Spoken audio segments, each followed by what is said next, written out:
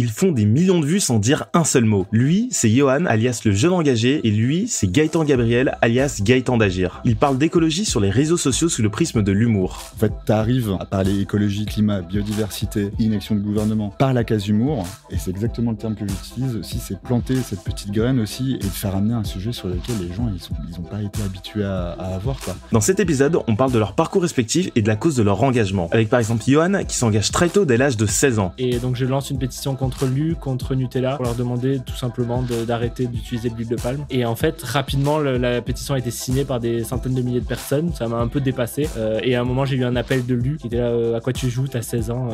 Ouais. Gaëtan, lui, voulait parler d'écologie dans son ancien boulot, mais se heurte vite à des oppositions. Puis il m'a dit, ben non Gaëtan, on va quand même pas embaucher un journaliste qui parle climat, ça fait pas assez de clics. Dans cet épisode, on aborde plein de thèmes comme l'engagement au quotidien, le rôle des influenceurs, comment garder espoir ou encore embarquer le maximum de personnes dans le plus grand défi de l'humanité. Mais je vous en dis pas plus et vous invite à rejoindre ma conversation avec Gaëtan et Johan. Bienvenue sur Impact Story, le podcast qui part à la rencontre de ceux qui ont un impact positif sur le monde. Entrepreneurs, artistes, citoyens, sportifs, l'objectif est de comprendre leur parcours et leur motivation et d'entendre leurs conseils pour qu'on soit tous moteurs du changement. Et sur ce, très bonne écoute. Ravi de vous recevoir dans ce podcast, je sais pas le combienième épisode c'est, mais en tout cas ça fait très plaisir. Johan, on s'est déjà vu quelques fois et Gaëtan on s'est vu qu'une seule fois. On s'est vu une seule fois, une grosse soirée il me semble. Une grosse soirée. Ouais. Souvent tu vois des soirées toi. Gaëtan on le voit tout le temps à des soirées. Ouais. C'est ça aussi l'écologie, la nouvelle écologie, c'est de montrer que c'est pas seulement un truc chiant quoi. Exactement. Voilà. Bah c'est tout le but du podcast aussi, c'est de montrer qu'il y a des choses positives, d'essayer d'inspirer les gens. Et du coup, je vous ai réunis parce que des mecs qui parlent d'écologie sur les réseaux sociaux et qui ont une communauté assez significative, il y en a pas tant que ça. Et donc, j'ai tout de suite pensé à vous deux. Sachant que Johan, c'est un ancien quand même. Ça fait longtemps qu'il est dans le game. Je suis le plus jeune, mais je suis ancien apparemment. C'est le plus jeune, mais c'est plus jeune, mais c'est mon daron un peu. Ouais, quand même. C'est un peu le daron de tout le monde ici. Et du coup, est-ce que, donc, pour ceux qui vous connaissent pas, est-ce que vous pouvez vous présenter? Johan, est-ce que tu peux commencer? Ouais, salut, moi c'est Johan. Non, moi j'ai commencé à m'engager quand j'avais 16 ans, donc ça remonte un petit peu, j'en ai 24 aujourd'hui. Moi, mon déclic, ça a été les forêts en Indonésie face à la déforestation en fait causée par l'huile de palme. Moi, j'étais un grand fan de Nutella, je mangeais le Nutella à cuillère et tout, et je découvre ces images de forêts dévastées. Et c'est là, à ce moment-là, que je me suis dit, je dois faire changer les choses. En fait, je peux pas rester là, continuer à avoir une consommation comme ça, qui a un impact, même si c'est à l'autre bout du monde. Donc, j'ai créé des pétitions. J'étais vraiment vénère. J'étais un petit jeune vénère au lycée. J'en voulais à la terre entière. Et donc, je lance une pétition contre Lu, contre Nutella, pour leur demander tout simplement d'arrêter d'utiliser de l'huile de palme. Voilà. Et en fait, rapidement, la pétition a été signée par des centaines de milliers de personnes. Ça m'a un peu dépassé. Et à un moment, j'ai eu un appel de Lu, qui était là, à quoi tu joues, t'as 16 ans. À 16 ans, ouais. Ok. Et ils m'ont dit, va jouer dehors, occupe-toi tu comprends rien, nous on a de l'huile de palme durable, le greenwashing typique de plein de marques aujourd'hui. Et c'est là que j'ai réalisé en fait que même jeune, je pouvais avoir un impact et je pouvais aussi m'impliquer sur les sujets de société et notamment l'écologie. Et c'est là que j'ai créé le Jeune Engagé. Donc au début, c'était des articles et j'essayais de vulgariser des sujets un peu complexes. Et après, pendant le confinement, comme beaucoup, on a passé beaucoup de temps sur Insta, sur TikTok. Et donc, je me suis dit, dans un climat un peu anxiogène, comment parler d'écologie? Et donc, j'ai commencé à faire des vidéos sur le ton humoristique. Et ça a bien pris parce que voilà, on pouvait continuer à parler d'écologie, mais d'un ton plus léger, tout en gardant le fond, parce que je veux qu'il y ait un fond du sujet, mais voilà, avec humour. Et maintenant, c'est ça sur Insta. Mais du coup, maintenant, lui, ils ont fait quoi? Ils ont resté ils ont rien fait. Non, mais ce qui est cool, c'est que ça a eu un impact pour plein d'autres entreprises autour. Je me rappelle quand Milka a sorti une pâte à tartiner. Au tout début, il y avait de l'huile de palme. Ils sont vite rétractés et ils ont mis sans huile de palme. Il y a plein de marques qui ont mis sans huile de palme. Ça a eu un effet dans la baisse de l'utilisation de l'huile de palme dans la consommation en France. Je pense que c'est ta pétition qui a ça a participé. Je dis je suis pas tout seul à avoir il y a eu un mouvement après derrière, mais ça a participé et ça j'étais assez content. Mais non, ces grandes marques continuent à utiliser de l'huile de palme et de l'huile de palme qui participe à la déforestation parce qu'il n'y a pas de bonne huile de palme. On utilise trop de cette huile partout dans le monde, donc ça fait des dégâts. Mais voilà, et puis moi ça m'a montré comment on pouvait s'engager et ça a été hyper formateur pour plein d'autres combats que j'ai voulu mener après, quoi. Et c'est dingue de dire qu'à 16 ans, tu te sois autant engagé et que ta pétition, t'as fait un truc en particulier pour qu'elle prenne ou? Pas trop en fait. Et moi je connaissais pas du tout le monde militant. J'avais des parents qui étaient engagés engagé, voilà, il s'intéressait aux questions d'actualité, etc. Des bons gauchos, mais pas plus que ça, en fait, pas du tout militant. Et c'est moi qui ai découvert les pétitions sur change.org et je me suis dit peut-être que je peux en créer une. Et non, elle a pris, en fait, elle a été vachement partagée. Ça fait un effet boule de neige. Change.org l'a mis en avant aussi parce qu'il trouvait que le sujet était intéressant. Et en fait, ça fait vraiment effet boule de neige. En quelques jours, en fait, ça a explosé. Et juste quand Lu t'appelle, comment tu fais pour te préparer à ça? Enfin, comment tu réagis? Comment tu réponds? L'appel avait été planifié. Il m'a dit qu'il m'appelait tel jour. Et moi, j'étais hyper préparé sur les questions. J'avais hyper bossé mon sujet. Je voulais pas qu'on dise, c'est un jeune de 16 ans, il était vénère.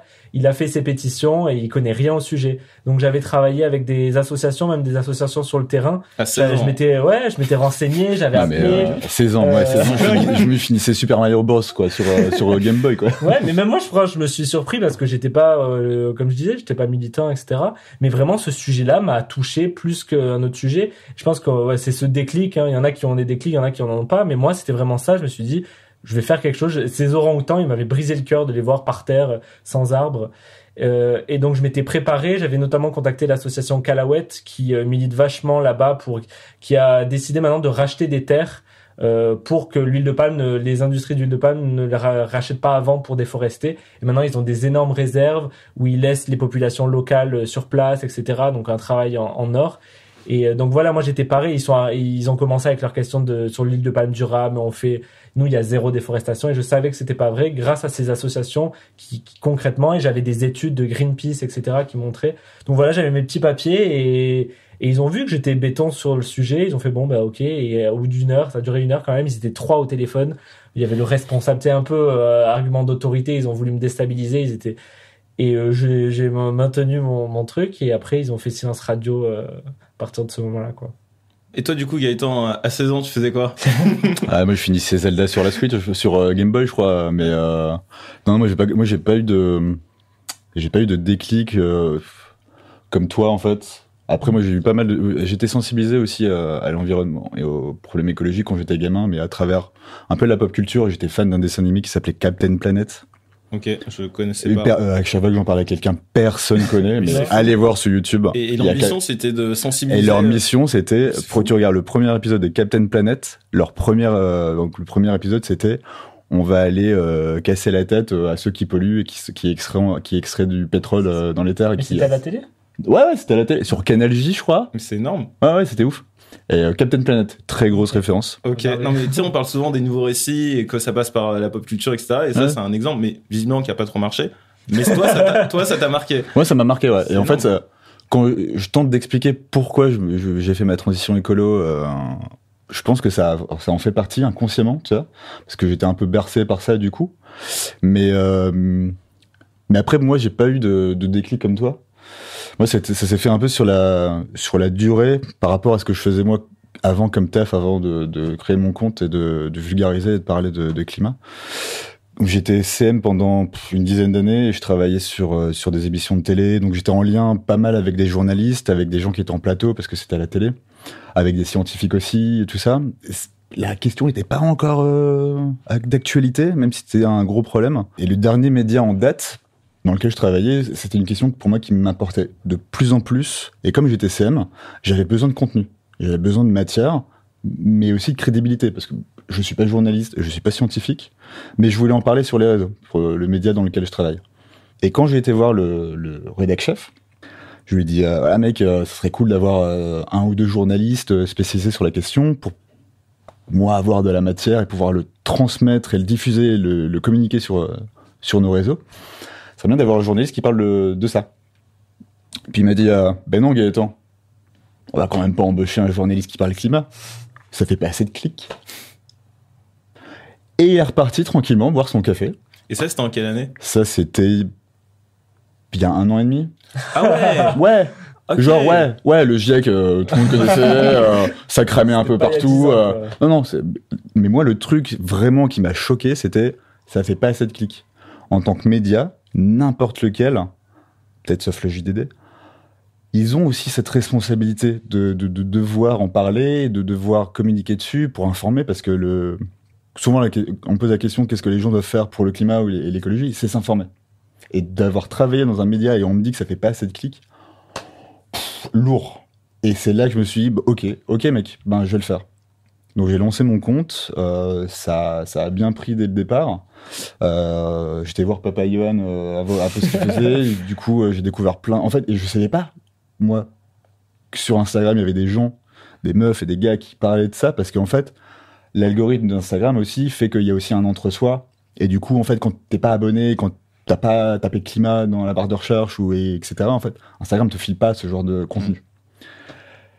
Et donc, ça fait du bien aussi de pas être tout seul et de pas être, de pas être tout seul dans mon coin. Et ça, c'est hyper important aussi de voir qu'il y a des gens qui sont impliqués. Donc, ça m'a donné un peu la force aussi de vouloir continuer. La force aussi, c'est que ça a aussi bien fonctionné. Et voilà, en fait, et ma transition, moi, je l'ai fait un peu professionnellement parce que j'ai quitté mon taf.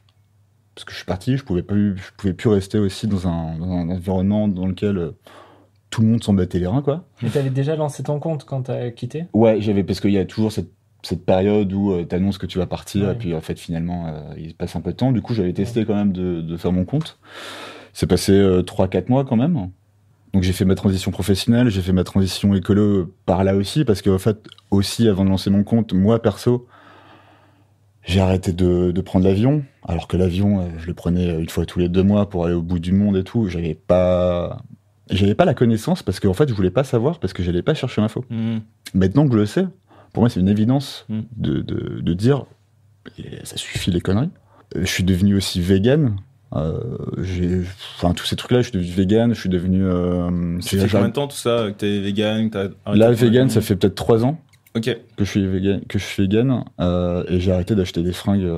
J'ai acheté des fringues, quoi. Je suis en fripe ou je garde les mêmes, quoi. Enfin, maintenant j'en ai assez, tu sais. Donc ça suffit. Cette veste mythique. Dont Ah cette oui, veste la veste. mythique, C'est, mais que j'ai payé 30 balles dans une fripe à Paris quand j'habitais encore à il Paris. avait la quoi. même Captain Planet ou pas genre Non, il avait pas. C'est Il vrai. avait pas. Mais donc voilà comment ça s'est passé un peu pour moi. Ok, c'est intéressant. Mais t'as dit un truc sur les réseaux sociaux, c'est que ça te met souvent dans une bulle. Est-ce que vous avez le sentiment de vivre dans des bulles, justement, des bulles d'écolo ? Parce que d'un point de vue extérieur, il y a beaucoup de gens qui ont ce sentiment, c'est que l'écologie, ça leur parle pas. Et ils ont l'impression que c'est un truc soit de bobos parisiens ou de mecs qui sont vraiment dans, je sais pas, dans leur coin. Et comment vous vivez ça ? Je pense qu'il y a toujours une sorte de bulle, qu'on le veuille ou non, il y aura toujours cette bulle. Et moi, je sais pas pour toi, mais c'est de pouvoir faire ces vidéos quand les Reels sont apparus, que les TikTok sont apparus. Ce qui était bien, c'est que ça dépasse en fait tes abonnés et ça, voilà, ça va dans le fil d'actualité de beaucoup de personnes. Et c'est là en fait que moi j'ai pu toucher des personnes qui étaient pas sensibles à ces questions-là. Et quand ta vidéo elle fait des millions de vues, tu te dis bah voilà, c'est des personnes qui vont. Et c'est justement pour ça que je reprenais les codes d'Instagram, réutilisais la musique qui était en trend, réutiliser voilà tous les codes qui existent sur Instagram pour que les personnes qui qui regardent du contenu lambda, lifestyle, etc. Paf, ils tombent sur ma vidéo, ils pensent regarder une vidéo comme ils en regardent, ben non en fait il y a un sujet écologique caché dedans. Et c'est, je pense, ça qui a permis, et je le vois aussi quand une vidéo est vachement repartagée, mais aussi quand je me fais vachement insulter dans les commentaires, par exemple. Là, je vois qu'il y a des personnes qui sont un peu heurtées par le message, qui se disent comment ça, il parle de viande, c'est quoi le problème, laisse-moi manger de la viande. Alors que je veux pas être culpabilisant, mais ils apprennent un sujet qu'ils ne connaissaient pas, et ça fait beaucoup réagir. Et des fois, je me dis bon bah là, je suis sorti de cette bulle justement. Je touche des personnes qui n'étaient pas sensibles à ces questions-là. J'essaye pas de les convaincre non plus, mais je me dis bah voilà, il y a la petite graine qui va peut-être germer ou pas. Et voilà. Et toi, ça t'arrive aussi, enfin évidemment, toi tu te dépasses des gens qui sont en dehors de ton cercle sur les réseaux sociaux. Et comment ça se passe quand tu les dépasses ? Est-ce que pareil, ça peut arriver qu'ils soient... Moi, j'allais dire pareil, donc t'es relou.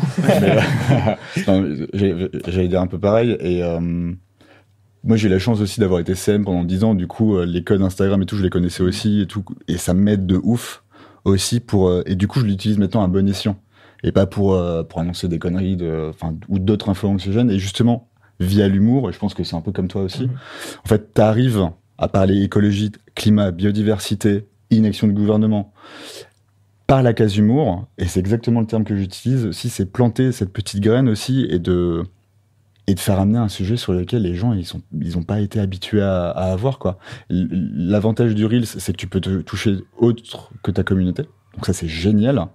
Et en ce moment, moi, je me pose une grosse question, c'est comment, à part l'humour, parce que ça reste quand même un entre-soi. L'algo te fait en sorte que tu vas voir les mêmes personnes.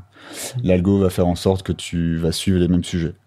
Et justement, les questions que je me pose, c'est comment parler climat à un climato-sceptique, à quelqu'un qui est dans le déni, à quelqu'un qui n'a jamais entendu parler. Et j'ai pas la réponse. Et Vous j'aimerais êtes bien. sur TikTok tous les deux? J'y suis, mais ça fait des mois que je poste pas. Je suis pas fan de. Moi, j'y suis, mais c'est vraiment une présence. Franchement, je reposte, je prends mes vidéos Instagram, Ouais, je les remets, et ça fonctionne pas. Parler climat sur TikTok, c'est pas un truc qui est fifou, quoi. J'ai pas trouvé non plus l'angle pour aborder avec l'algo de TikTok, etc. C'est un autre univers, en fait, complètement différent. Et moi, là, avec mes études et tout, je pouvais pas faire en plus un autre réseau social qu'Insta. Mais donc là, ouais, c'était plus. Et sur Insta, il y a plus cette communauté aussi que tu as et qui peut être intéressante. Voilà, en story, etc. Avoir des débats, avoir des messages que tu retrouves pas forcément sur TikTok. TikTok, c'est pour. Mais voilà, moi, je sais pas comment parler d'écologie encore sur TikTok. Mais pour le coup, ce que je trouve intéressant sur TikTok, c'est que à chaque fois que tu postes une nouvelle vidéo, c'est comme si tu partais de zéro et donc forcément, tu touches de nouvelles personnes. Et donc, en fait, tu sors de cette communauté que tu as sur Insta et qui te permet de toucher plus de monde, quoi.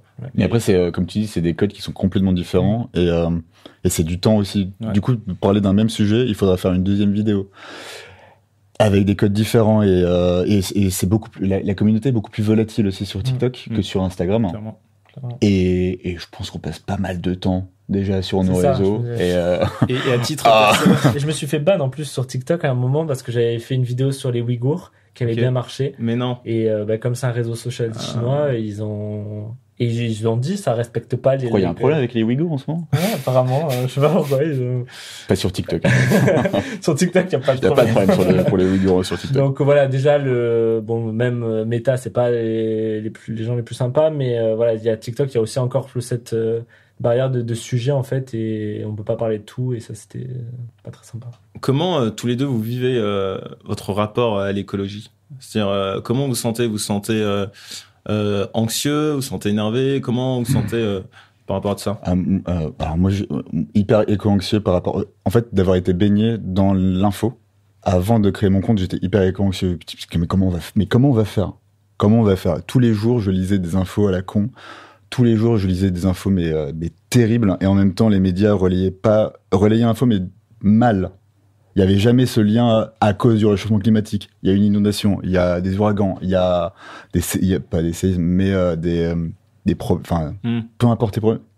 C'était pas relayé c'était pas lié avec le réchauffement climatique. Pour parler ça confondait encore que météo et climat. Et moi, je me renseignais là-dessus et je me dis, mais enfin, tu vois. Et du coup, moi, faire les vidéos et mettre de l'humour là-dessus, ça m'aide vraiment et aussi de pas se sentir seul, parce que ça aide. C'est ma réponse, moi, à mon éco-anxiété, mais je suis toujours un peu éco-anxieux, tu vois, mais en fait, là, je suis plutôt éco-colérique. Par rapport à toute l'inaction, je comprends pas que les gens bougent, pourquoi ça bouge pas assez. Je me pose encore toutes ces questions, tu vois, où j'ai pas ces réponses, et je pense que c'est pas à moi de les avoir, les réponses, c'est aussi aux gens à les avoir et à s'informer pour. Et du coup, je suis un peu là. Mais c'est pas toujours facile parce que dans mon travail de veille, parce qu'il y a la veille aussi qu'on fait sur Insta par rapport aux trends et compagnie, donc ça c'est un peu cool et tout, tu vois des trucs sympas et des petits chats, tu vois. Mais à côté de ça, il y a aussi un travail de veille. Tu lis toute la misère du monde. Moi, parfois, il est midi, je suis là, je regarde ma meuf, je fais ouah, j'ai promené mon chien là, parce que j'y peux pas. Mais vraiment, enfin. Et du coup, moi, faire ce genre de vidéo, c'est vraiment un exutoire. J'en ai besoin, quoi. Vraiment. Et toi, mais je crois que c'est un peu similaire. L'humour m'a beaucoup aidé à aborder la question de l'écologie. J'étais très éco-anxieux. Voilà, des fois, j'arrivais pas je savais pas comment aborder cette question-là parce que justement, elle me stressait trop. Et justement, comme je disais, à 16 ans, j'étais énervé contre tout le monde parce que y a rien qui bougeait, personne changeait, etc. Et je pense que l'humour, j'ai réussi à trouver ma place, entre guillemets, dans cet engagement. Parce que aussi, je regardais des personnes comme Camille Etienne qui m'inspiraient trop. Et ouais, c'est incroyable la manière dont elle parle, elle arrive à fédérer, etc. Puis après, je me suis rendu compte, oui, mais c'est pas, je me dis, mais moi, je veux faire comme elle. Et en fait, non, c'était pas moi. Et quand déjà j'ai trouvé ma place dans ce mouvement écolo, et je me dis, voilà, moi, avec humour, j'arrive à parler de ces sujets-là, je me suis senti utile. Je pense que ça m'a beaucoup aidé à baisser mon éco-anxiété, et aussi avec les rencontres qu'on fait, et toutes les rencontres qu'on fait, comme ici, c'est de voir qu'on n'est pas tout seul, on porte pas la responsabilité du dérèglement climatique sur nos épaules, il y a plein de personnes qui se bougent. Donc ça, c'est de montrer, voilà, on est suivi quand même pas mal de personnes qui sont sensibles à ces questions-là. Il y a encore beaucoup de travail, bien évidemment. Mais moi, c'est souvent des montagnes russes, hein, parce que voilà, quand il y a vraiment plein de sujets où ce gouvernement qui est un peu à côté de la plaque sur ces questions-là, c'est quand même difficile de... Voilà, des fois on dirait qu'il les enchaîne et non, c'est une blague, genre on est vraiment dans un film. Mais avant c'était une blague par jour, là on est à 20 blagues par jour. C'est ça, et tu disais en plus, déconner, genre, et c'était un peu ce que disaient les journalistes sous l'ère Trump aux États-Unis. Il y a tellement de trucs à la con qui fait Donald Trump que c'est du pain béni pour nous, genre pour traiter les sujets. Et nous c'est pareil en fait avec l'écologie. Des fois, moi, il y a 5 sujets, je choisis c'est assez fou. Mais donc ça, il y a des moments où ça me déprime grave et je me dis mais on sait pas avec des vidéos dans ma chambre que je vais faire bouger les choses assez rapidement pour que voilà le gouvernement fait rien quoi. Mais bon voilà, donc c'est des montagnes russes, mais en même temps je suis quelqu'un d'optimiste. Je pense que ça se voit aussi dans mes vidéos. Je dis qu'il y a encore la possibilité de changer. Le GIEC le dit aussi. Il va falloir se bouger un peu plus rapidement, mais tant que je vois qu'il y a la possibilité de changer, je continuerai. Mais t'as dit un truc intéressant, c'est que t'as trouvé ta place dans cette écologie, et ça je trouve que c'est vachement important parce que en fait, peu importe le métier que tu fais, peu importe l'activité que t'as, en fait, chacun peut trouver sa place et on n'est pas tous obligés d'être Camille Etienne, on n'est pas tous obligés de faire des vidéos sur les réseaux sociaux. C'est hyper complémentaire. Tu parlais de Camille Etienne. En fait, il y a Camille Etienne, il y a Cyril Dion, il y a Paloma Moritz. En fait, il y a plein de personnalités comme ça qui prennent à bras le corps le problème écologique et qui le font à leur manière et ils le font et elles le font très bien. Nous, on fait des vidéos sur les réseaux et tout ça, c'est hyper complémentaire. Moi, j'avais un problème aussi au début, c'était la légitimité. Je suis pas scientifique, je suis pas journaliste, je suis pas spécialiste de la question. J'ai pas bloqué 20 routes dans ma vie avec dernière rénovation, tu vois. Mais en fait, quand tu veux parler écologie, maintenant j'en suis persuadé parce que je n'ai plus ce syndrome de l'imposteur. En fait, le climat et le problème climatique, c'est un problème qui touche tout le monde. Ça va te toucher toi, tout le monde. En fait, en parler, vouloir des réponses de ton gouvernement, vouloir que ça bouge, et c'est ça qui te rend légitime. Donc pour moi, je suis carrément bien dans mes pompes en fait à se dire que on est complémentaire et on est légitime si on veut en parler. Clairement. Comment vous voyez l'avenir? Bon, je vais faire un AVC. Comme je disais, moi, c'est un peu les montagnes russes, parce qu'il y a des fois où je me dis, mais c'est vraiment la merde, on va pas s'en sortir, là, si on continue comme ça. Voilà, quand tu vois les projets de Total Energy, tu te dis, mais dans quel monde ils vivent, c'est pas possible. Est-ce que, je sais pas, peut-être qu'il se dit, il y a une solution, il a un truc qu'il nous a pas dit, en fait. Mais en même temps, en voyant tous ceux qui se bougent, je me dis que c'est encore possible, et c'est ça qui me fait tenir, donc, j'essaye de rester optimiste et je me dis que on va peut-être prendre un virage écologique, peut-être vraiment très très proche du mur, et on va laisser un peu de carrosserie et le rétro, parce qu'on le voit, hein, aujourd'hui on parle de dans 20 ans, comment ça sera dans 30 ans, mais aujourd'hui des personnes vivent le dérèglement climatique, on l'a vu tout cet été, c'était le bordel, et ça va s'intensifier, donc l'avenir c'est aussi maintenant, et c'est plus on met du temps, plus de personnes vont souffrir, de plus en plus de personnes vont souffrir sur cette planète, quoi. Et puis surtout, avant, c'était un problème où on voyait les gens qui étaient loin, c'était un problème qui était lointain. Tu sais. Maintenant, aujourd'hui, on sait que l'Europe, c'est le continent qui se réchauffe le plus, par exemple. Les canicules. Les compagnies, les inondations, en fait, ça nous touche nous maintenant, quoi. Les gens, ils commencent à ouvrir les yeux parce que c'est leur problème. C'est ça le problème, en fait. En fait, il y a un manque d'empathie complet aussi, parce que c'est loin, parce que ça ne nous touche pas. Et j'ai l'impression aujourd'hui que ça bouge un petit peu, ça bouge un peu plus. Moi, je reçois énormément de messages en MP, je pense que ça doit être pareil aussi, qui me racontent leur life, quoi, et qui me disent j'ai changé ça. Ça, c'est les messages qui me font le plus plaisir, sans déconner. Je pense que toi aussi, tu dois avoir ce genre de messages. Et ça donne de la motivation à continuer. Ça donne de la force pour l'avenir, et ça donne de l'enthousiasme aussi, parce qu'on en a besoin aussi dans l'écologie. C'est pas un truc chiant, quoi. Et ça va être une aventure humaine, ça va être quelque chose où il faudra s'impliquer différemment, faire les choses différemment, parce que tu peux pas régler le problème tu peux pas régler, c'est pas de moi, mais tu peux pas régler ce que le système a créé comme problème avec le même système. T'aurais pu dire ça sans dire que ça n'est pas toi. Mais c'est pas de moi. Non, mais oui, non. mais c'était de moi. Et en fait, c'est ça le truc. C'est de trouver des alternatives. Et il y a et je vois de plus en plus de personnes qui ont des alternatives, qui essayent de bâtir d'autres trucs sur d'autres modèles et qui fonctionnent. Donc ouais, moi j'ai plein d'espoir pour l'avenir, vraiment. Mais tu vois, par exemple, sur le sujet de l'éco-anxiété, en fait, je pense que tous les deux, on a un quotidien qui est vachement différent. C'est-à-dire que toi, t'es plongé sans cesse dans les nouvelles négatives, justement, liées au réchauffement climatique. Ouais. Et moi, c'est vraiment tout l'inverse. Parce que, mon métier, c'est vraiment de rencontrer tout le temps des gens qui ont des solutions, c'est rencontrer des ONG. Enfin, vraiment, c'est porter solution. Et c'est pour ça que j'en parle sur les réseaux sociaux, parce qu'en fait, ça vient vraiment de mon quotidien. Même tout à l'heure, j'étais avec un mec qui faisait des panneaux solaires. Il a inventé un système pour les faire des panneaux solaires offshore, donc sur l'eau, mais justement dans des zones où il y a la pêche est déjà interdite. Enfin, vraiment, il a pensé à tout au niveau biodiversité. Et ça pour dire que le fait de voir des solutions et de voir des gens qui se bougent, bah, je trouve que ça te rend tout de suite, t'as le sentiment que on a des solutions et que ça va être positif, tu vois. Ouais. Donc ça change. C'est justement ce qu'on disait tout à l'heure, qu'on est complémentaires aussi dans notre taf, parce que tu vois, tu veux parler de plus.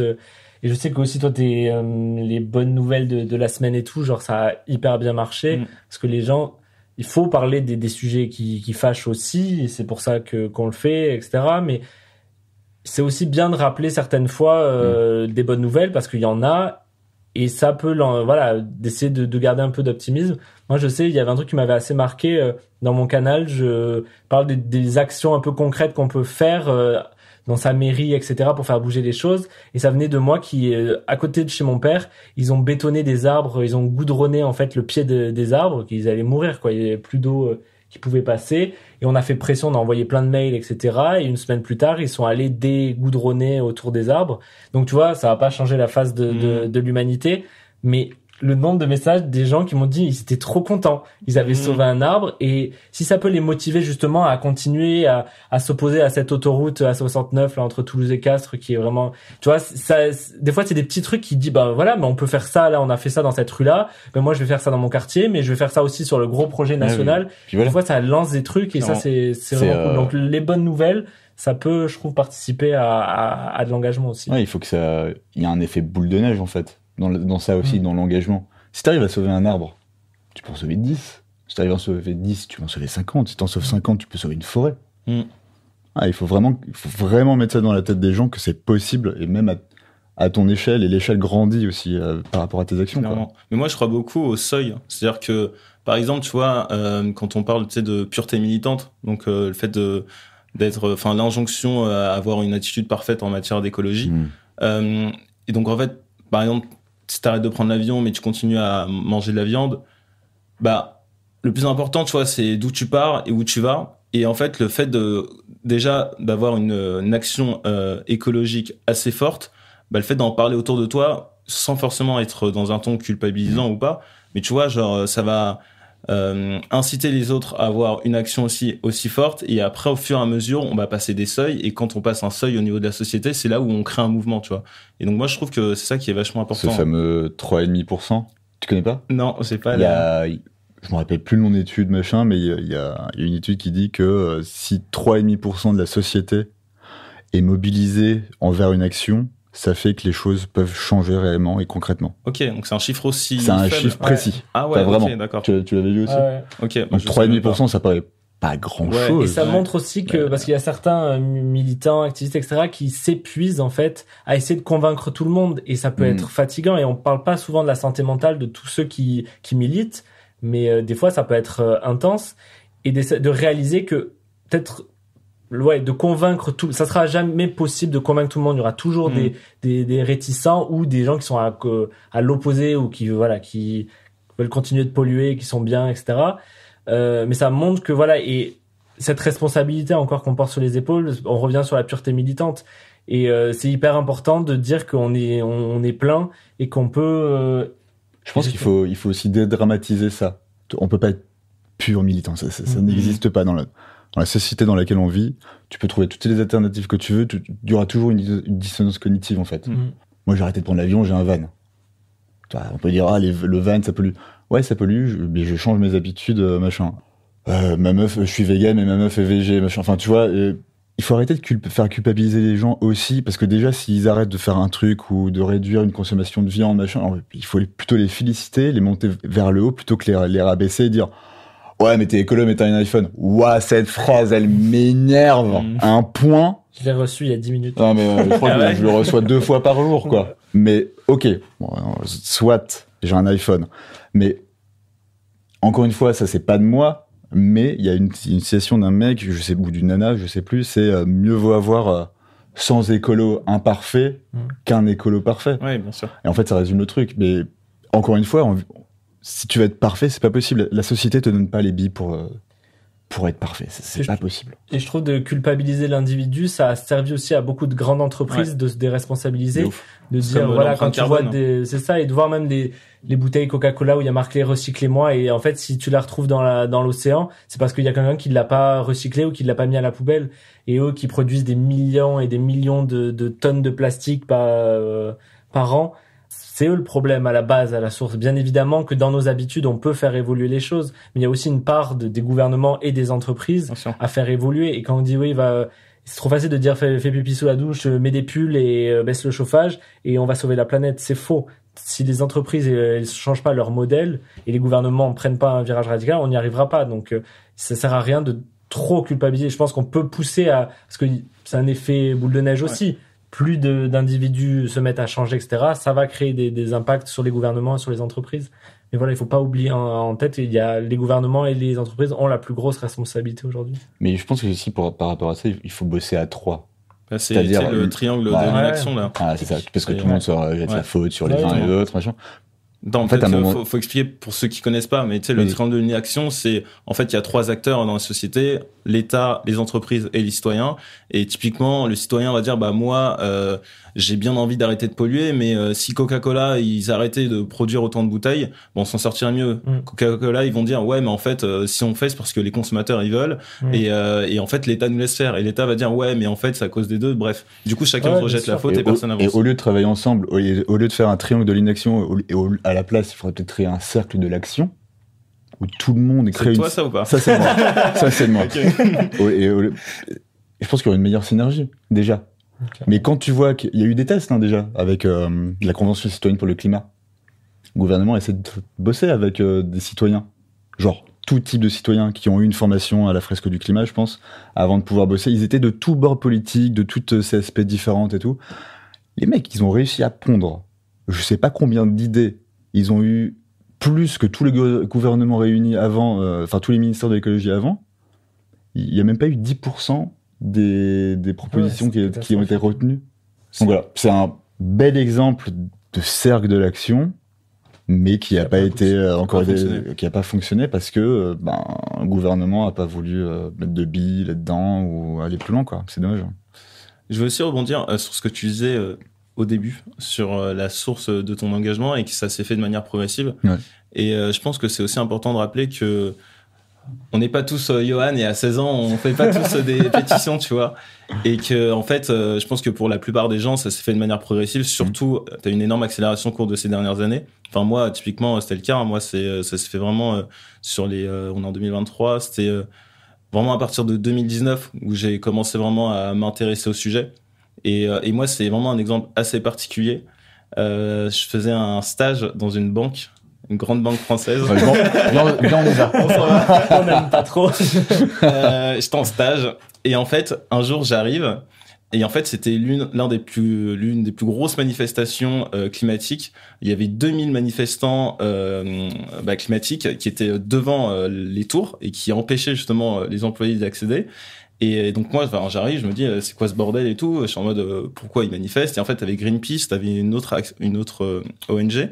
Et en fait, ils imitaient parce que du coup, les banques sont responsables de financement dans les énergies fossiles et soutiennent les entreprises pétrolières. Et moi, typiquement, à l'époque, j'en avais vraiment aucune idée. Je me disais, mais pourquoi ils manifestent devant une banque? Aller devant Total ou aller ailleurs, tu vois. Ouais. Et donc là, typiquement, personne ne pouvait aller au taf. Et donc là, finalement, t'es bloqué et en fait, tout le monde attend un peu. Et du coup, je commençais à discuter avec des militants Greenpeace. J'étais en mode, bah, pourquoi vous êtes là? Qu'est-ce qui se passe? Et du coup, là, on a commencé à discuter, ils ont commencé à m'expliquer. Et c'est là, la première fois que je me suis dit, OK, il y a vraiment quelque chose d'ultra important. Les banques ont aussi leur rôle à jouer. Et au fur et à mesure, je commençais à m'enseigner comme ça. Et ça pour dire que, en fait, c'est important de dire aussi aux gens que l'engagement, il se fait de manière progressive et qu'il peut toucher tout le monde.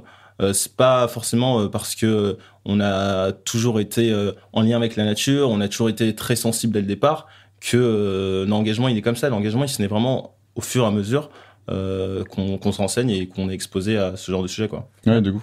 Après, moi, j'étais vénère à 16 ans et j'ai eu ce déclic, mais mon engagement a pris du temps aussi. De réaliser qu'il y a justement, il n'y avait pas que l'huile de palme comme problème.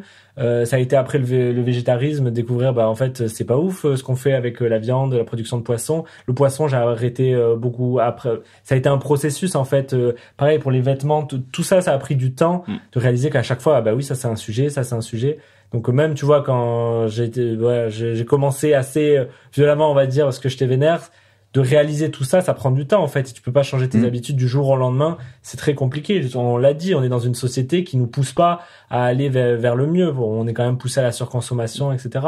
Donc c'est un processus. Et justement, il faut pousser les gens qui ont envie de faire ce processus à prendre leur temps, etc. Et à y aller, quoi. Et toi, t'es végétarien? Ouais. Ok. Et toi, t'es vegan? Ok. Moi, je suis pas encore. Alors, on est vraiment sur 3 strates. Moi, je suis, comment on appelle ça? En gros, moi, je mange pas de viande. Non, je mange pas de viande. C'est bien, c'est bien. Non, tu manges du poisson. Je mange du poisson. Pesco-tarien, je sais pas comment on dit. Okay. Là, on a vraiment 3 stades d'évolution différents, tu vois. Mais pour revenir à la bouffe et au vegan, petite anecdote, moi, ce qui me fait halluciner, c'est que, mais moi, ça me fait halluciner, mais après, c'est ok. Mais quand on est à table, hein, avec des potes et tout, c'est toujours, alors déjà, c'est jamais moi qui ramène le sujet du véganisme à table. Jamais. Par contre, tout le monde qui bouffe de la barbaque, de la viande et tout, pourquoi tu fais ça?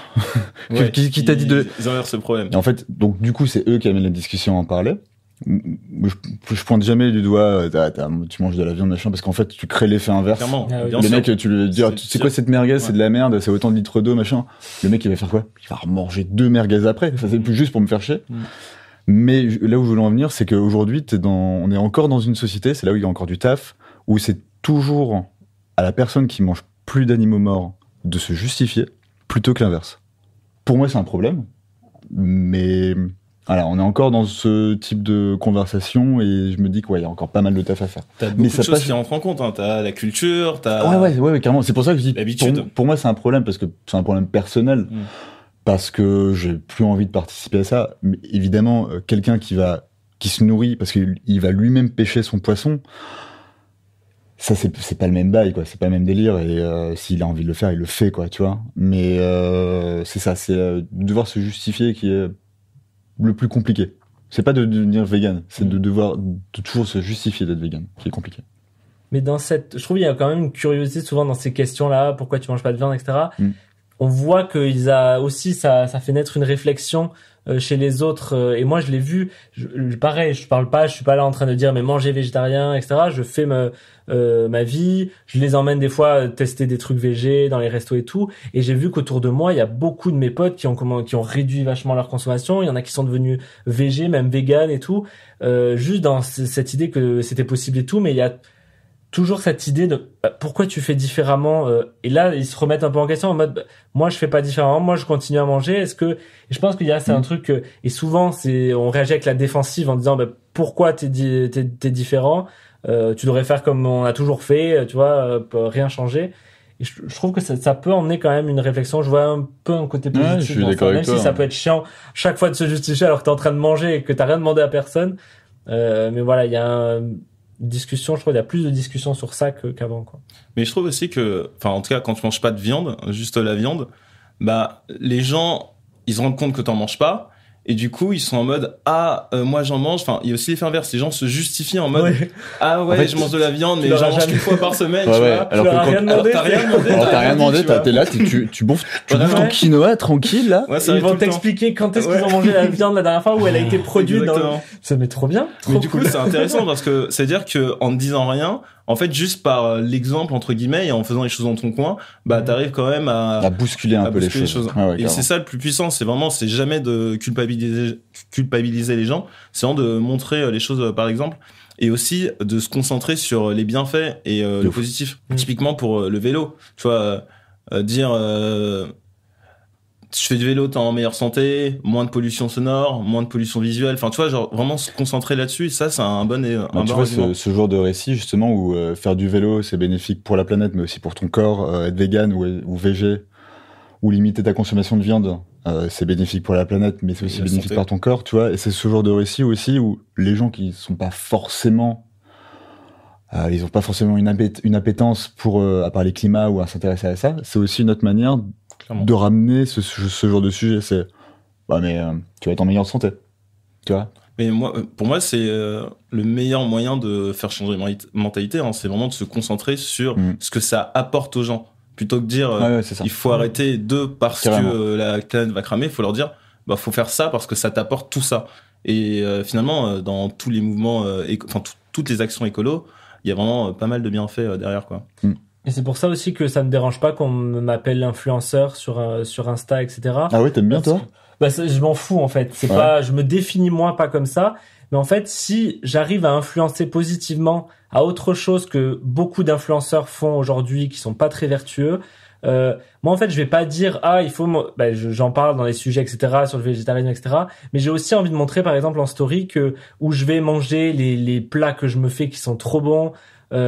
Influencer positivement, mais quand je prends mon vélo, pas dire genre je prends mon vélo parce que juste je kiffe en fait, je suis là, je suis allé hyper rapidement, j'ai traversé Paris hyper facilement, tu vois, montrer que influencer positivement via les réseaux sociaux, comme un influenceur pourrait le faire, mais en disant j'ai voyagé là, j'ai pris mon jet, etc. Le faire différemment en disant on peut avoir une vie plus vertueuse pour la planète et qui nous rend heureux. Moi, je kiffe ma vie, je suis trop heureux, et voilà, j'essaie de montrer ça sur les réseaux. Donc c'est pour ça que ça me dérange pas qu'on me dise influenceur, créateur de contenu. Je sais pas qui. Je m'appelle influenceur maintenant. J'aimais bien ta bio, tu l'as enlevé, c'est dommage, mais influenceur en carton, je trouvais ça génie. En carton recyclé. Ouais. Pourquoi tu l'as enlevé? Je sais pas. C'est quoi maintenant? Je sais plus. C'est plus. Je fais des blagues, je sais plus. Je change, des fois je me dis allez, je dois me réinventer. mais c'est ça.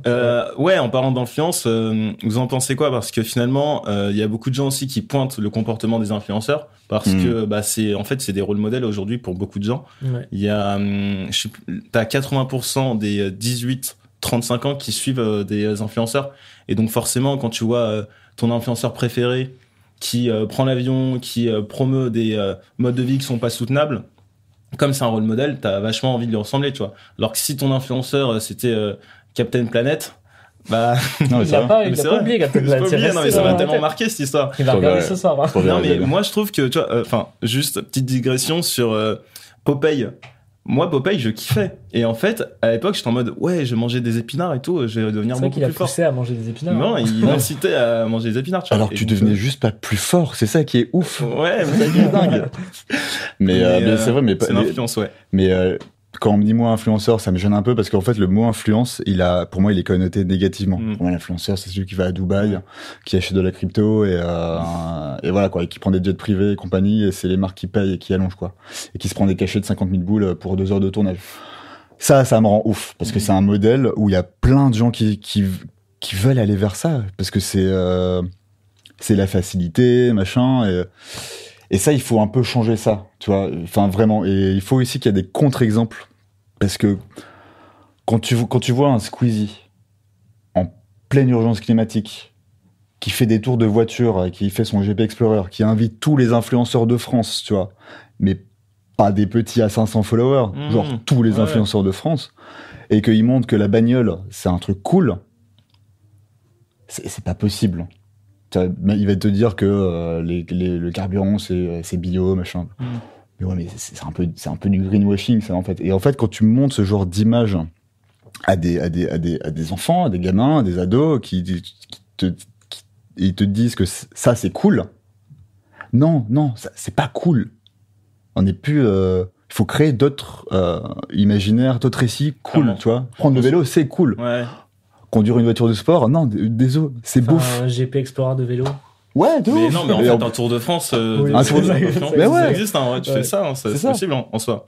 Mais c'est vrai, la question du récit, parce qu'on se dit, bon, c'est une course de voiture et tout, mais c'est ce que, voilà, il y a beaucoup de C'est jeunes qui l'imaginaire regardent ça, derrière. et c'est Ouais. l'imaginaire. Puis il y a- C'est d'acheter l'image, des hein. grosses voitures derrière, c'est un récit qui est pas forcément très viable sur le long terme. Et je pense que voilà, de montrer qu'il peut avoir autre chose sur les réseaux, parce qu'on pourrait dire aussi, mais en fait, il faudra juste arrêter avec Instagram, les influenceurs. À la base, c'est vrai, mais ces influenceurs, ils vont continuer à être là, genre, ils vont pas disparaître du jour au lendemain. Moi, mon parti pris, c'était de dire, bah voilà, on va se faire une place dans ce milieu-là, puis si on peut gratter un peu des parts de marché entre guillemets aux influenceurs, tu vois. Et dans 2 semaines, il est à bah, Dubaï. Hein. Voilà. J'ai investi dans la crypto d'ailleurs, je vous ai pas dit. Non mais voilà, plus en termes d'audience, de dire ils vont peut-être voir ces vidéos d'influenceurs ou d'influenceuses pas très écolo, mais s'ils peuvent voir une de nos vidéos qui parlent d'écologie, bah c'est gagné. On contrebalance un peu parce que voilà, il y a des trucs vraiment même dangereux des influenceurs. Là, ça commence à se réguler et tout, c'est un peu long, mais voilà, on peut plus faire tout ce qui pouvait être fait avant. Mais c'est quand même long et c'est pas encore très encadré très strictement.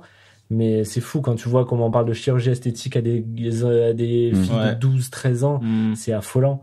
Et même pas forcément que sur le sujet de l'écologie et cette responsabilité. Je trouve qu'il y a un manque de connaissances aussi des influenceurs. Il y en a plein, même qui m'ont envoyé des messages en mode, moi, j'aimerais bien parler d'écologie, mais je sais pas comment faire. J'ai peur de me prendre, un tollé parce que, je fais des trucs pas écolos, etc. Il y a un manque de formation aussi. Et je sais qu'il y a des influenceurs qui veulent, des influenceurs écolos qui essayent d'embrigader des gens moins écolos. Mais je pense qu'on a aussi cette responsabilité là aussi, nous, à peut-être aller les voir, les former ou je sais pas, faire des petites fresques du climat ensemble, machin. Et En fait, ce qui est compliqué avec les influenceurs pour le coup, c'est que leur rémunération dépend du fait de vendre des produits et d'inciter à la consommation. Donc en fait, leur business model de base, il est pas totalement aligné avec le sûr. message derrière. Mais Ouais. c'est possible, en vrai, Ouais, c'est voilà. largement Regarde, possible. ce que je veux on dire. peut faire des collabs. Oui, bien je fais sûr, des on peut le faire, collabs bien et sûr. j'incite pas à la surconsommation. Je suis d'accord. Voilà, ce sera des. Après, le problème, C'est un truc qu'il faut prendre en compte aussi. Non, mais je c'est pense, sûr. pour Puis quand beaucoup c'est de des grosses rémunérations, tu changes pas du jour au lendemain. Justement, quand tu gagnes très très bien ta vie avec en montrant ta bouteille Coca, c'est sûr que tu vas pas dire j'arrête du jour au lendemain. Ça se réfléchit. Et il y a des influenceuses notamment très courageuses. Ouais, t'as qui ont Enjoy des- Phoenix qui l'a. Enjoy Phoenix qui a quand même Ouais. fait un virage écolo. Il y a Juliette Katz qui a aussi annoncé vraiment avoir refusé des gros contrats, puis des contrats, c'est des dizaines de milliers d'euros. Parce que ça représentait plus leur valeur. Donc on voit il y a des prises de conscience et je trouve ça très courageux parce que voilà, c'est un univers où les autres autour ils disent c'est pas grave, on va récupérer les collabs et il y a pas cette prise de conscience encore totale dans cet univers, mais je trouve ça hyper cool et j'espère que ça va faire des effets boule de neige et je pense que si c'est Ça des va influenceurs arriver, comme ouais. ça qui changent, je pense que ça peut avoir un impact sur et les là autres. où tu dis c'est courageux, c'est vraiment courageux de leur part. Alors déjà, il y a un truc où tu dis ça change leur modèle. Bon, à côté de ça, on a quand même tout un système sociétal à changer. Donc s'ils Oui, peuvent bien sûr, changer un peu évidemment. leur modèle Instagram, il y a personne qui va s'en plaindre, tu vois. Non, sûr, mais en fait, je dis ça juste pour Mais qu'on t'as ait ça raison. en tête, tu vois. Mais je suis d'accord avec Pourquoi toi. c'est assez dur pour de les remettre le convaincre. contexte un peu. Ouais. Après, là où je te rejoins, où c'est hyper courageux de la part de ceux et celles qui font pas forcément un virement à 100%, un revirement à 100%, c'est que dès que t'as un influenceur qui va commencer à te parler de climat, écologie, biodiversité, t'as toute sa communauté qui va dire qu'est-ce que tu fais là? On tue pas pour ça? Ouais. T'es pas spécialiste? Enfin, tu prends l'avion toutes les semaines. T'as ça, Et et ils vont- t'as la ils vont pureté perdre- militance aussi qui va Ils venir. vont en perdre compte. du follower et Ouais. du coup machin. Et ils Quand je t'as pense qu'ils ont peur mis de ça. des années à bâtir une communauté, Ouais. etc., c'est difficile aussi du jour au lendemain de dire, en fait, je veux pas plus parler de ça. Ouais. Je parle complètement, et il y en a qui ont réussi. Swan Périssé, elle est De partie d'hyper loin. Elle faisait de l'influence, un peu, je sais pas comment on l'appelle. Classique, mais Classique. moi je l'ai connue quand elle était engagée, donc en fait je savais pas comment Ouais, elle était c'est ça. Et avant. moi aussi, j'ai commencé à la suivre quand, voilà, elle faisait déjà des sketchs engagés, etc. Mais elle part d'assez loin. Elle faisait Ok. des collabs pas très engagés, etc. Mais elle, pour le coup, elle a parti près. Elle a dit, genre, j'arrête tout parce que ça me correspond plus. Et ça a été elle a été hyper courageuse et ça Et a puis, marché. elle a Parce fait que un maintenant, taf de elle, ouf. Ouais. elle cartonne en étant hyper engagée. Et bon, je l'adore pour ça, vraiment. Mais voilà, tu peux comprendre que c'est galère d'avoir fait, comme les habitudes, même nous au quotidien, de changer, c'est difficile. Voilà, pour un influenceur, c'est son travail, etc.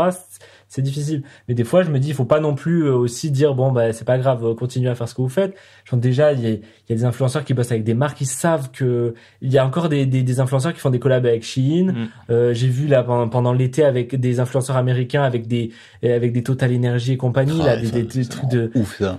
Tu sais le pétrole, c'est pas le truc le plus. Donc déjà, tu vois, essayer de refuser les marques où tu sais que voilà, c'est que du greenwashing. Ouais, t'as des marques red flag, voilà, alors tu sais red flag, début, voilà. Ouais. Et ils en auront d'autres de propositions, tu vois, genre donc voilà, ça, je pense qu'il y a déjà un effort à faire à ce niveau-là. Et je pense que t'as aussi de la part des citoyens, genre t'as de plus en plus d'influenceurs qui justement quand ils partagent des stories à l'aéroport, qui vont se prendre justement des commentaires en mode ouais c'est pas écolo et tout, et du coup tu vois, tu te rends compte que le mouvement aussi il part d'en bas et que ça peut aussi inciter les influenceurs à changer. Et je pense qu'en tant que citoyen, c'est aussi leur devoir et notre devoir aussi d'aller toquer en MP les influenceurs qui disent bah non mec, prends pas un jet privé, enfin.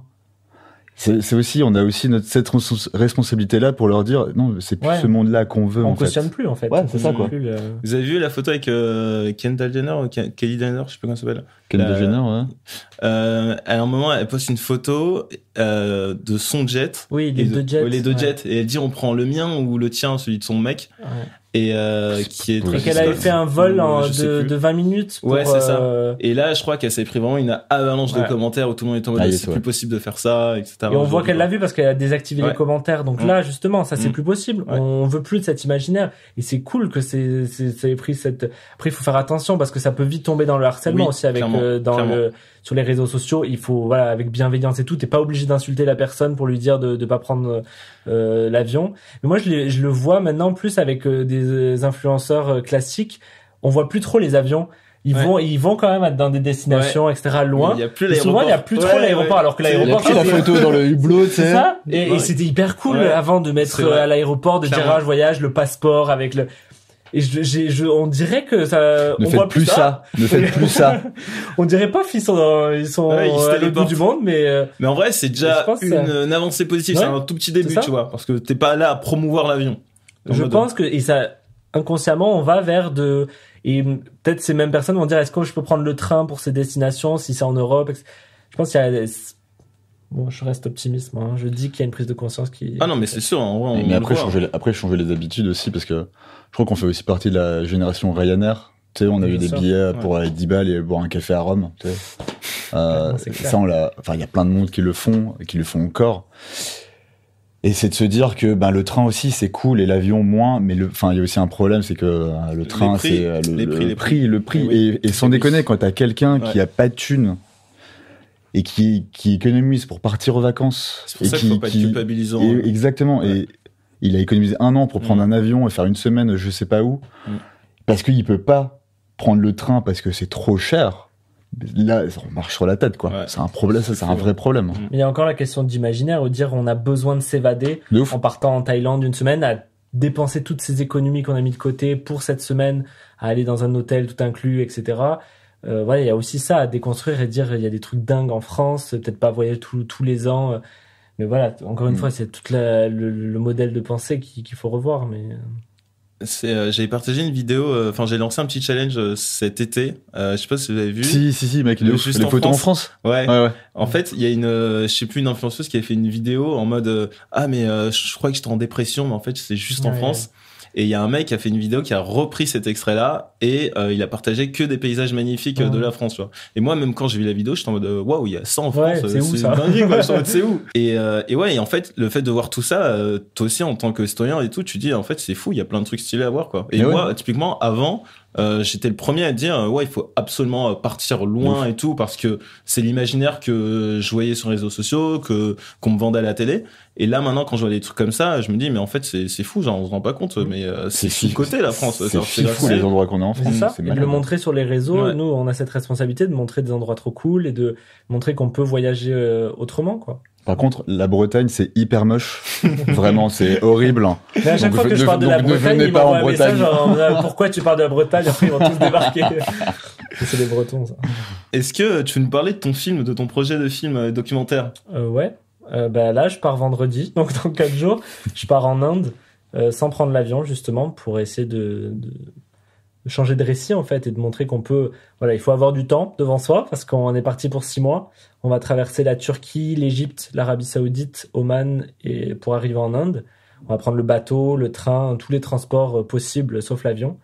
Dans le but de réaliser un documentaire avec Victoria Guillaumont qui fait le podcast Nouvel Oeil notamment et de parler de la question de l'eau en fait, les enjeux de l'eau avec le prisme bien sûr du dérèglement climatique et voir comment ces populations dans tous ces pays-là vivent aujourd'hui le dérèglement climatique avec toutes ces questions d'eau, de raréfaction de l'eau, que ça soit la pollution de l'eau, que ça soit la guerre de l'eau. Il y a en Égypte par exemple, il y a cette eau qui coule dans le Nil. Il y a un énorme barrage maintenant en Éthiopie et ça crée beaucoup de tensions sur est-ce que l'Égypte aura de l'eau et ils disent c'est notre eau, non, bref ça crée ça pourrait créer des problèmes géodiplomatiques.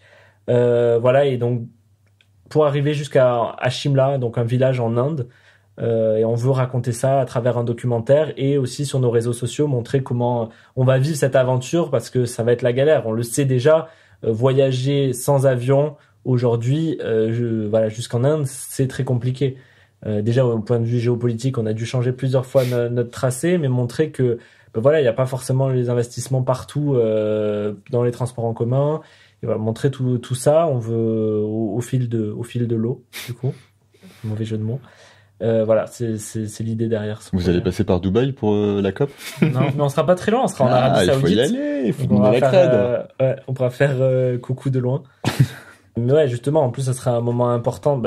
On verra ce qui se tire de cette COP, mais je pense que on parle beaucoup de cette COP, mais je pense que c'est important qu'elle soit aussi faite dans les pays, notamment les pays producteurs de pétrole. Là, ça part mal parce que celui qui est à la tête de la COP, c'est un pétrolier. Sultan Al-Jaber. Là, voilà. On te salue. Là, ça part mal, mais je pense qu'ils ont une responsabilité. Ces pays, ils doivent faire une transition aussi qui va être... Ça concerne tout le monde. Ouais, et c'est ça, mais surtout des pays producteurs de pétrole vont devoir faire une transition peut-être plus douloureuse que nous, parce que voilà, quand t'as un mix énergétique c'est plus simple entre guillemets. Eux, ils vont devoir. Donc je pense que c'est intéressant et Puis j'ai niveau envie chaleur, de ils voir. sont bien impactés aussi, quoi. Et c'est ça. Et le dérèglement climatique, ils le vivent déjà bien violemment. Donc ça, je pense que ça va être intéressant aussi cette COP. Ok, c'est trop cool ce projet de film. Ouais, c'est bravo, félicitations. Merci. Je vais juste revenir avant qu'on se quitte.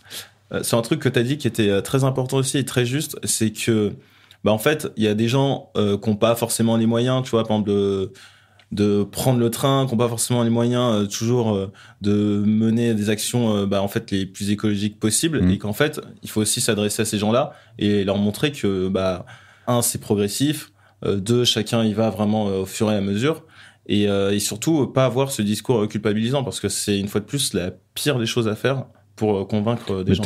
T'exclus les gens, en fait. Ouais. Ce problème de fin du monde, fin du mois.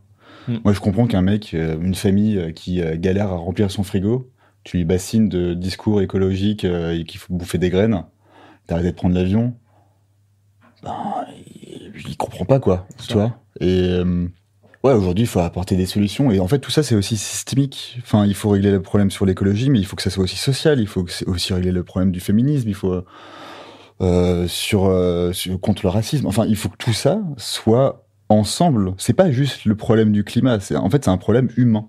C'est un problème, clairement. Et en fait, tous ces problèmes-là sont la résultante de elle va s'en sortir. Ouais, la planète tranquille, elle sera là. Nous, non. Donc en fait, tout ça pour moi, tout ça va ensemble, quoi. Et en fait, une autre manière aussi d'aborder les choses et de sensibiliser du monde dessus. Enfin, moi, c'est quelque chose qui a beaucoup marché sur moi, c'est que je suis entré aussi par l'écologie, par la voie sociale, entre guillemets, parce qu'en fait, quand tu vois tous les liens qu'il y a entre les enjeux sociaux et l'écologie, en fait, si t'es un minimum intéressé et sensible à ces sujets-là, t'es obligé de t'intéresser au climat, parce que en fait, c'est un peu genre le dénominateur commun de toutes les crises sociales qui vont arriver. De ouf. Moi, il y a un truc que je comprends pas, c'est que au gouvernement, tous les gouvernements du monde ont un ministère de l'écologie. Ok.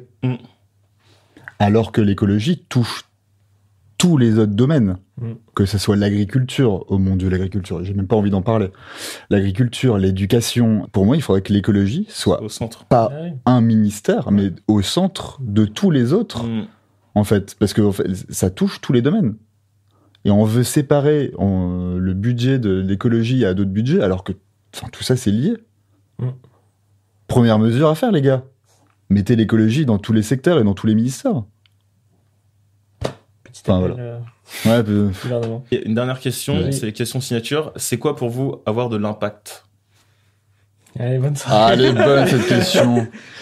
Pour moi, avoir de l'impact, c'est quand t'as je pense, les bons arguments, mais t'es aussi en lien avec tes propres valeurs.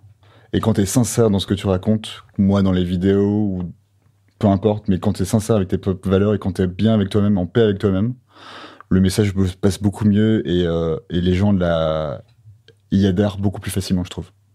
Ça va avoir de l'impact.